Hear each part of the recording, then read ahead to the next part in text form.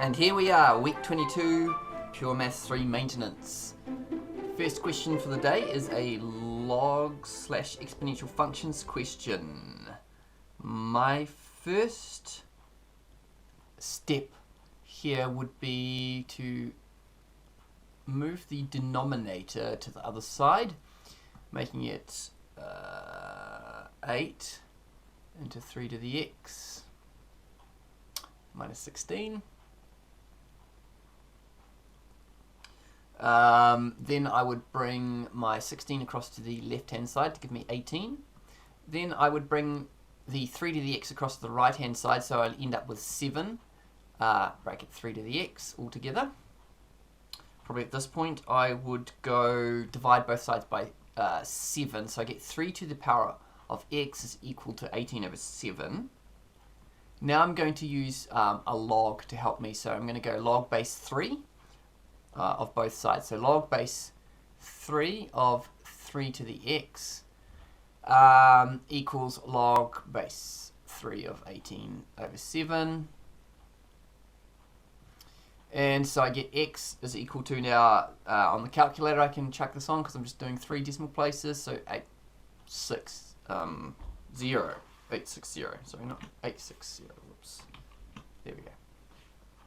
Okay, so the next one is a trig question. We've got to express it as a quadratic equation, sine theta. So the first thing I'm going to do is I'm going to take the sec theta, I'm going to write it as 1 over cosine theta. On the other side, I've got 3 cos theta plus, and I'm going to write this as sine theta over cos theta. And then the next line, I'm going to times everything by cosine theta. So I'm going to get 3 cosine squared theta plus sine theta. Now we're trying to get everything into sine theta, so I'm going to change my cosine theta into 1 minus sine squared theta. And then I'm going to expand that bracket, so I get 3 minus 3 sine squared theta plus sine theta. Excuse me. At this point, I'm going to bring everything over to the left-hand side, so I get 3 sine squared theta minus sine theta. Whoops, minus sine theta. Minus 2 equals 0, and then I can factorize this. So if I factorize, I'm going to get 3 sine theta here, minus 1 and plus 2. So we get sine theta is equal to 1 or negative 2/3. And so therefore theta is equal to the inverse sine of 1 or the inverse sine of negative 2/3. And we're looking at our range that we're looking in the domain.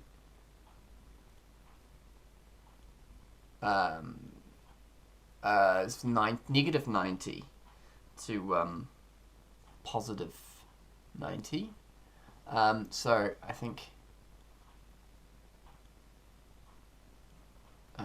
so we're looking from here, this point that's 90, and obviously if this were carrying on, this would be minus 90 here.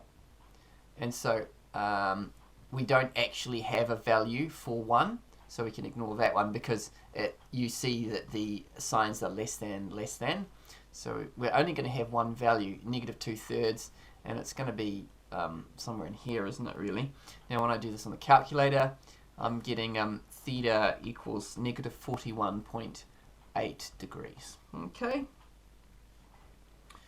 Oakley dokley. Moving on. What have we got here? The diagram shows part of a curve.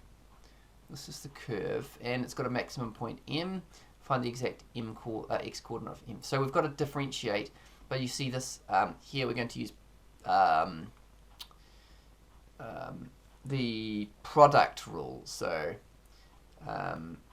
u dv dx plus v du dx. That's what we're trying to do here. So probably over here I'm just going to work out what those are. So if we say that u is equal to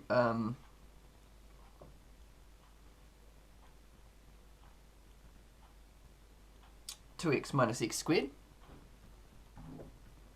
Then du dx would of course be equal to 2 minus 2x. And that would mean that our v must be this e to the 1/2, whoops, it's looking a bit dodged, to the 1/2 x, and therefore dv dx would be equal to 1/2 e to the 1/2 x. So now we can get in there and do what we need to do. So dy dx equals, so I'm probably going to write it with my dv first, so 1/2 e to the 1/2 x, and then that'll be into the 2x minus x squared, and then I'm going to add plus, and then I'll have e to the 1/2 x, and that'll be into my 2 minus 2x. And I can probably factorize that out, really, can't I? So it'll be e to the 1/2 x into 1/2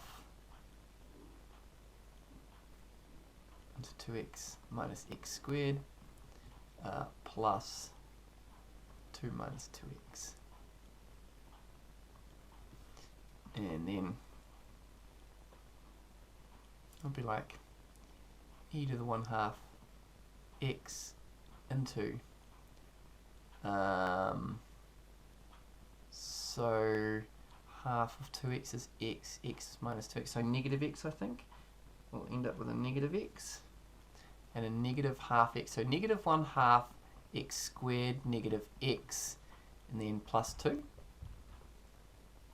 Okay, now we're running out of room here, so I'm just going to pull this over to here. Now, at the minimum or maximum point, we know that the derivative of the gradient function equals to 0. So we've got two options. We could have either e to the 1/2 x equals 0, and there's no solutions for that. So the only other one is we've got to solve this equation.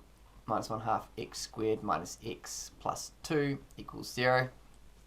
And I would just probably multiply everything by negative 2. So I get x squared plus 2x minus 4 equals to 0.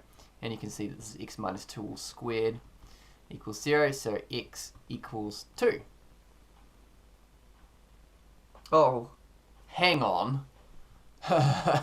Wow.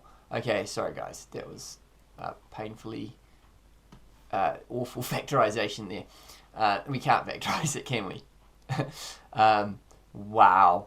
Okay, so I'm going to say that x is equal to minus b plus or minus the square root of b squared minus 4 times a times c all over 2a. And this will give us x is equal to minus 2 plus or minus, now 4 plus 16 is square root 20, which is like 2 square root 5, and this is all over 2, and so I guess we can simplify it to minus 1 plus or minus the square root of 5. Those are our two values, but this one here is in the is a positive value, so therefore m has x coordinate, it's got to be positive, of minus 1 plus square root 5, because you can see that the negative square root 5 is going to take you over here somewhere. Alright, we got there in the end, despite the dodgy factorization. Alright, coffee time, is it? Okay, now the next one is interesting.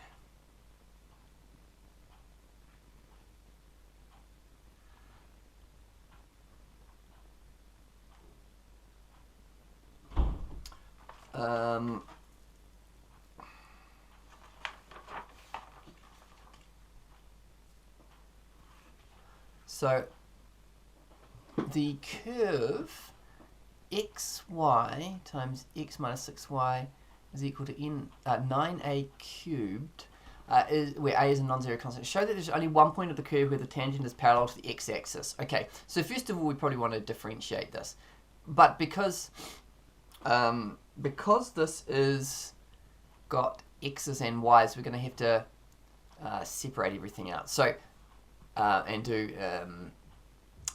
implicit differentiation. So what I'm going to do here is I'm going to expand the bracket. I'm going to get x squared y minus 6xy squared equals 9a cubed. Okay, so at this point what I'm going to do is I'm going to use implicit differentiation, aren't I? So what I can do? I can do it like x squared and then y, and I'm going to differentiate with respect to x. Then I'll differentiate that x, so it's 2x y. So that's the first bit done. I've done that bit. Now I'm going to move on to the next bit. I'm going to pop this in brackets so I don't stuff up. So the first one will be keep the 6x y squared ddx.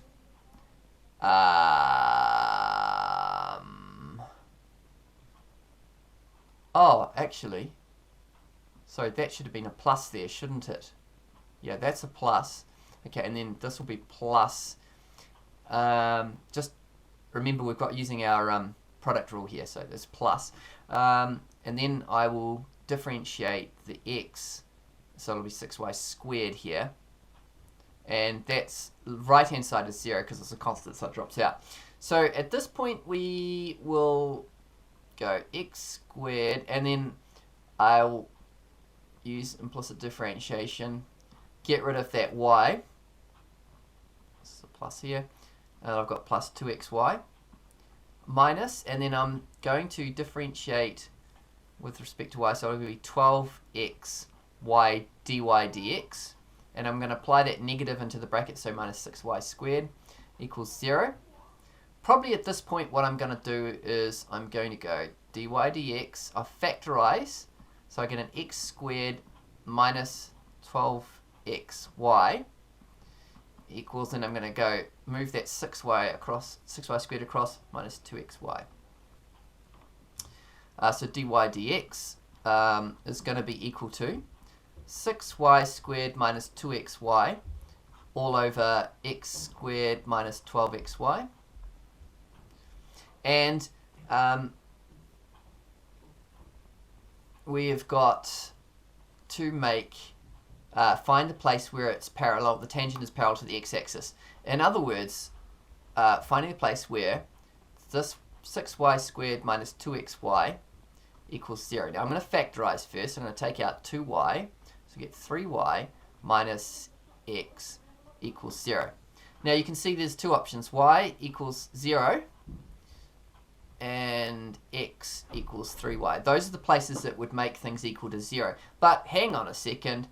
If we look at our equation, I've circled this in the pink here, we can see that y cannot equal 0. Because if y was 0 and a is a non-zero constant, you'd have 0 equals to a non-zero. So we can ignore this. So x equals 3y. So now I'm going to use that to find the coordinates of the stationary point. So I insert the 3y into the equation. So I'm going to get x, which is 3y. So I'm going to go 3y times y. And then in the bracket I've got 3y, take away 6y, equals 9a cubed. And so we get 3y squared times negative 3y equals 9a cubed. And if we simplify that, we get, what's this, negative 9y cubed equals 9a cubed. So y is equal to negative a. So we've got our coordinates now.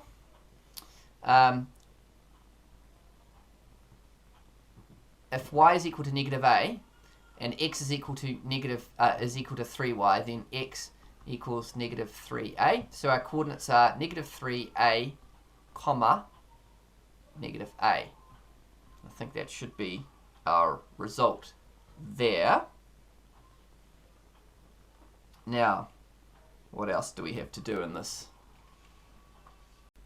Okay, so we're moving on to our integration question here. Show that integral of tan 2 theta minus tan theta blah.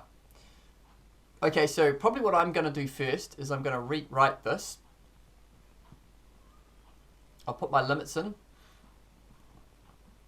I'm going to change tan 2 theta into sine 2 theta over cos 2 theta. And I'm going to write this as sine theta over cos theta. And the reason I'm doing it is I saw this ln, and that made me think, how do I get that when I'm integrating? So, now I'm cooking, I think. Okay, so the first one, we can write that as minus 1/2 ln cos 2 theta. So I think that's okay. And the other one we can simply write as, so we've got minus here, minus, and it would be negative ln cos theta. And we're going to pop in our limits again. So I guess we can rewrite this as positive ln cos theta minus 1/2 ln cos 2 theta.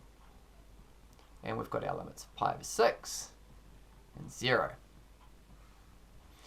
Now chucking in our upper limits, so we're going to get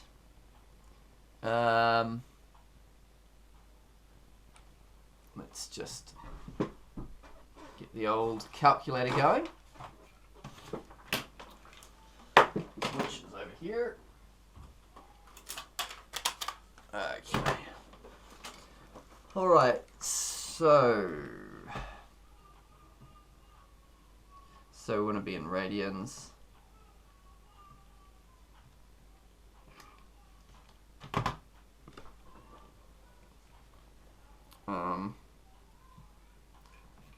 Cos pi. So that's square root 3 over 2. So I've got in the first bracket ln square root 3 over 2, and then minus 1/2. What's cosine pi over 3 is, because we've got 2 pi, that's 1/2, isn't it? So ln 1/2, like that. That's our first big bracket. Then we're subtracting our lower limit. So cosine 0 is 1, isn't it?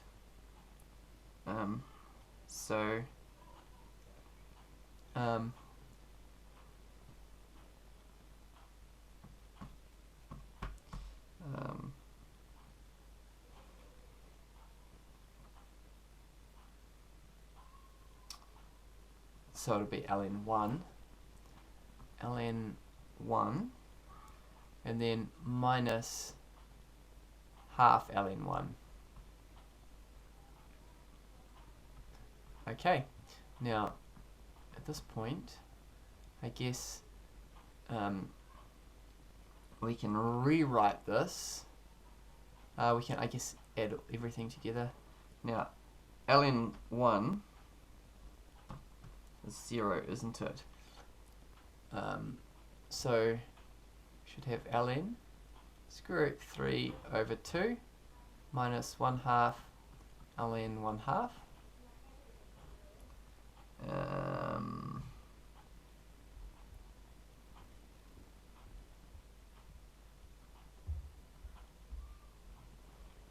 And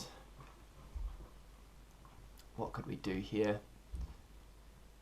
I guess it would be like ln square root 3 over 2 minus ln 1/4, I think, because I'm taking the square root of that. And then I can, let's go over to here, and then I can write that as ln square root 3 over 2 divided by 1/4.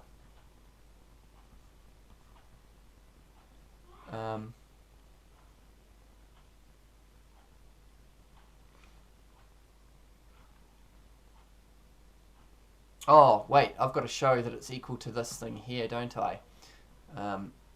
Hold up. Whoops, this thing here. Okay, so let's back up the truck. At this point, maybe I can... Yeah, back up the truck.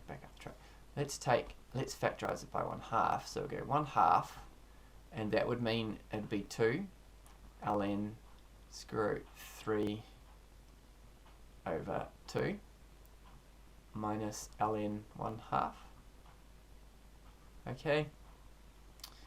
Now we're going to use our ln laws there, our log rules. So I'll rewrite this as ln 3/4 minus ln 1/2, and that's like 1/2 ln, and then it's 3/4 divided by 1/2, which is equal to 1/2 ln, and that would be 3/4 times 2, which is 3 over 2, which is what we're trying to prove. Because remember, when you're dividing by a fraction, you flip and multiply. Okay, so that was pretty easy in the end. Next one, I've got cosine half x plus 1/3 x plus 1, exactly 1 root, show by calculation. Okay, so what I'm going to do is I'm going to bring everything across to one side. So I've got 1 over sine 1/2 x minus 1/3 x minus 1 equals 0.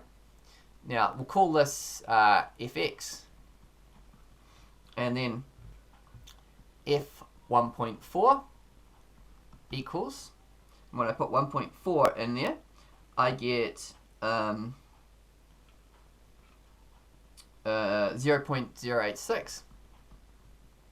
And when I put in 1.6 in there, I get negative 0.139. And I'd say sign change indicates a root lies between 1.4 and 1.6.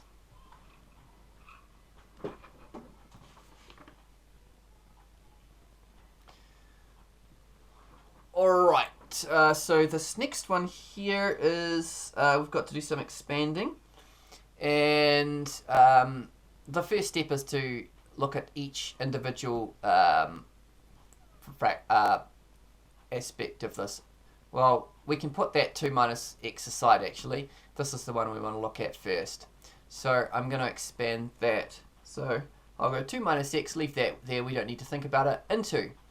Now, this 1 plus 2x to the power of negative 3 over 2, we can go, well, the first term is 1 plus minus 3 over 2 into 2x plus, we're going up to x squared, so next one would be minus 3 over 2 times minus 5 over 2, and that should be over 2 factorial into 2x all squared, and that's as far as we need to go. So next line is 2 minus x into 1 minus 3x, and then what do we get here? We expand that all out, 4, 8, so it'll be half, and then on top we've got 15, so 15 over 2 x squared. That's as far as we need to go. Now we can do our multiplication. So to get our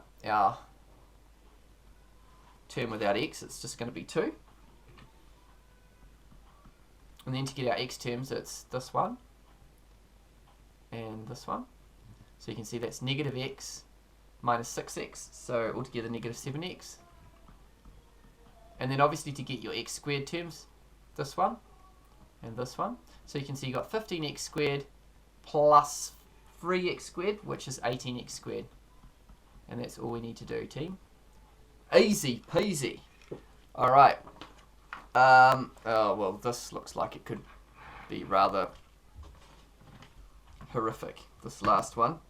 Was this the last one? I think this is the last one. Oh, well. Let's see if we can manage it. A large field of 4 kilometers squared is becoming infected with a soil disease.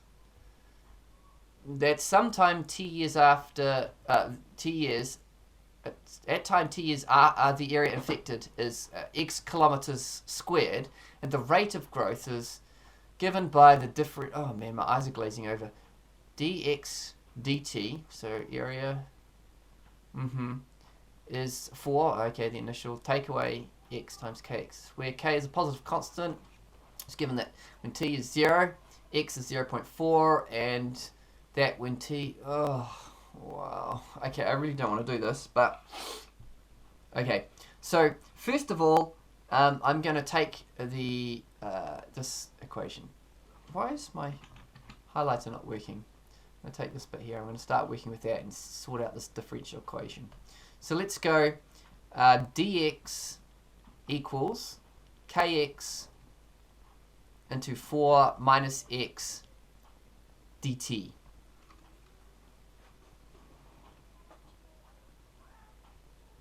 So far, so good. And then I will perhaps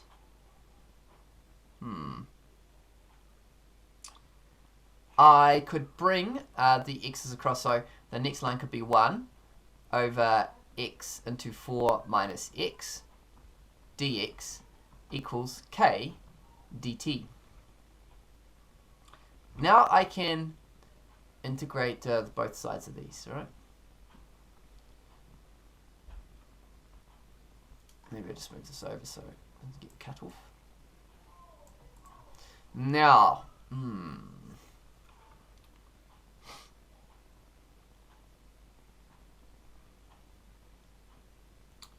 oh, yuck, yuck, yuck.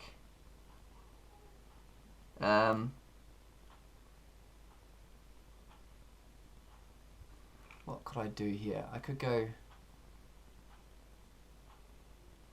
I'm going to use some partial fractions. Okay, so let's do partial fractions. We're going to set up this one here over on the side here. So we're going to say we could rewrite this as a over x plus b over 4 minus x.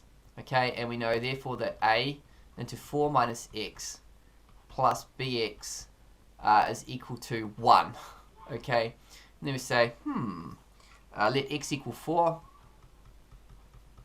Therefore, 4b equals 1. So b equals 1/4. Let x equals 0. Therefore, 4a equals 1. So a also equals 1/4. Okay, so now we can rewrite what we're doing over here as 1 over 4x plus 1 over 4 into 4 minus x dx, and then on the other side integral of k dt. Okay, now when we're integrating, so our next line is going to be 1/4 ln x, and the next one is going to be minus 1/4 ln 4 minus x equals, and then we're going to get kt on the other side, kt.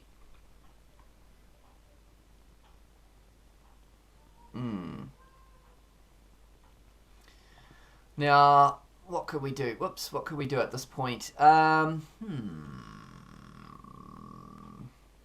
guess we can factorize, so we could go 1/4 into ln x minus ln 4 minus x equals kt.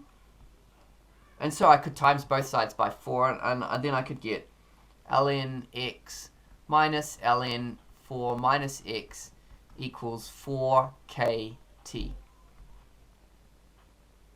Oh, and I should have plus c on the side, shouldn't I? Okay, plus c. Okay, now...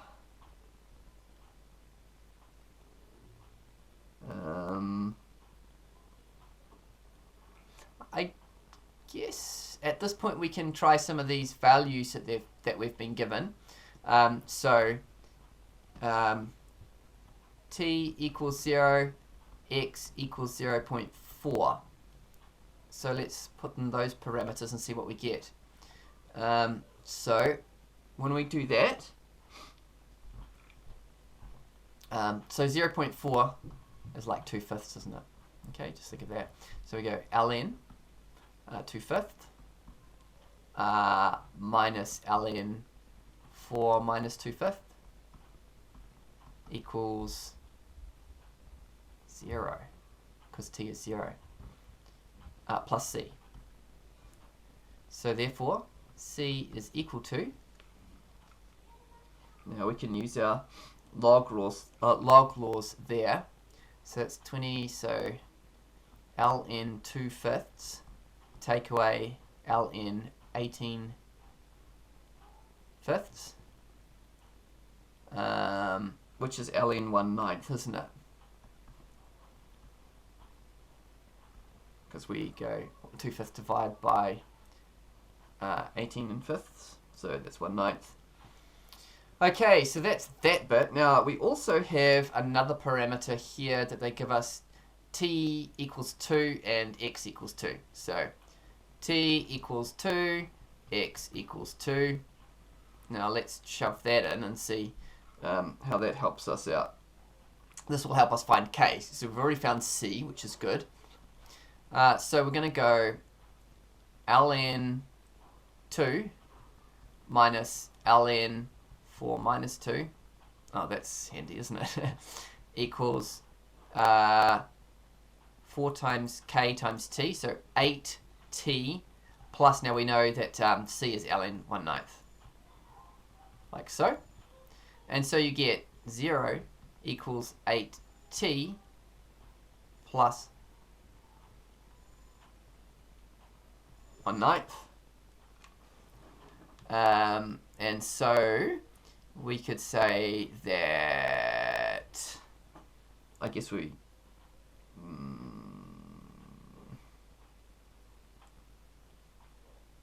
could divide both sides by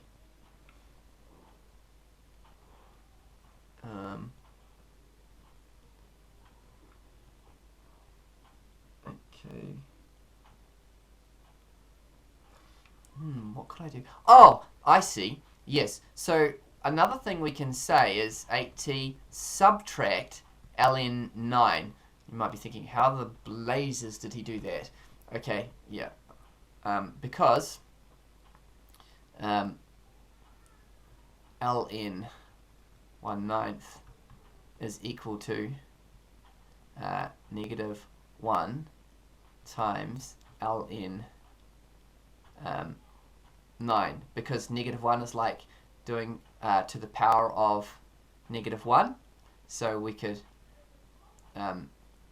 rewrite ln 1/9 as negative 1 times ln to the 9, because 9 to the negative 1 equals 1/9. So that's a good little trick to have up your sleeve, isn't it, really? Okay, so when we do that, then we can divide both sides by 8, so we get 0 equals t minus 1/8 ln 9. And therefore, oh, why am I saying t? I got rid of the t. You Larry. It's not t, it's k. This is k. Sorry, team. I'm not going to go back and rewrite that, so this will just be k here. And so therefore we can say that k is equal to 1/8 ln 9.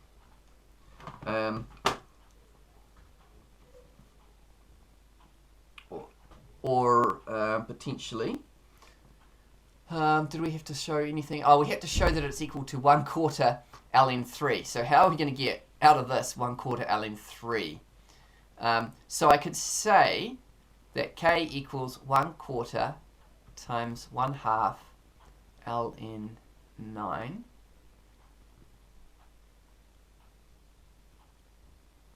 What am I trying to get? Oh yeah, perfect. Yeah. Now we're there.